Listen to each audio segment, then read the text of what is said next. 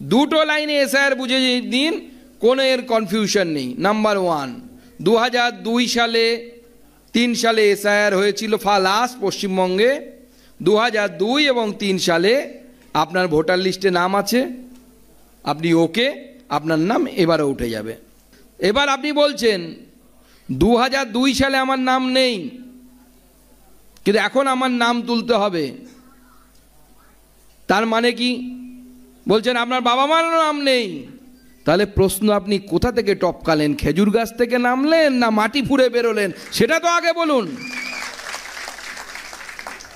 দুটো অপশন হতে পারে এর, হয় আপনি অনুপ্রবেশকারী, আর যদি আপনি হিন্দু হন আপনাকে সিএতে অ্যাপ্লাইয়ের মধ্য দিয়ে আপনাকে নাগরিকত্ব দেওয়া হবে এবং আপনি ভারতবর্ষেরও ভোটার হবেন।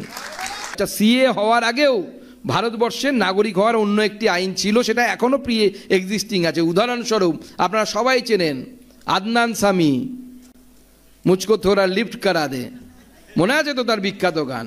সেই আদনান সামি এখন ভারতবর্ষের নাগরিক। ভারতবর্ষের নাগরিকত্ব দেওয়ার আইন বলছে যে প্রসেস অফ ন্যাচারালাইজেশন, এর মাধ্যমে আপনি ভারতবর্ষের নাগরিক হতে পারেন। তার জন্য কি দরকার? 11 বছর আপনি ভারতবর্ষে থাকার পর আপনি অ্যাপ্লাই করবেন, আপনি নাগরিক হবেন। অর্থাৎ আজকের যে অর্ডার আপনাদেরকে দেখালাম, যে গ্যাজেট নোটিফিকেশন আপনাদেরকে দেখালাম, সেই গ্যাজেট নোটিফিকেশন অনুসারে ভারতবর্ষে ঢুকে যাওয়া কোনো হিন্দুকে পশ্চিমবঙ্গ থেকে আর বাইরে পাঠানো হচ্ছে না।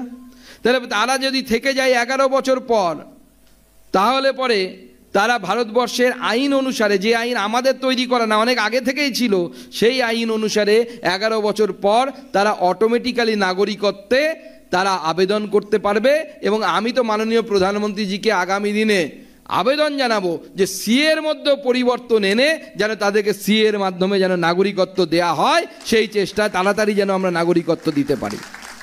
কিন্তু আজকে এইটুকু ফিক্সড হয়ে গেল যে 2024 সালের মধ্যে অত্যাচারিত হিন্দু, আমাদের দলিত ভাইরা, নবশূদ্র ভাইরা, আমাদের মতুয়া ভাইরা যারা ঢুকেছে, তাদের আর দরজায় গিয়ে রাত্রি 12টার সময় মমতা বন্দ্যোপাধ্যায়ের পুলিশ টোকা দিয়ে বলতে পারবে না, এই তোর ভোটার কার্ড দেখা, তার আধার কার্ড দেখা।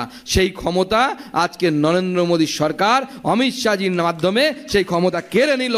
আজকে যারা থাকবেন তারা গর্বের সাথে আপনারা এই রাজ্যে থাকতে পারবেন, আপনারা নাগরিকত্ব পাবেন।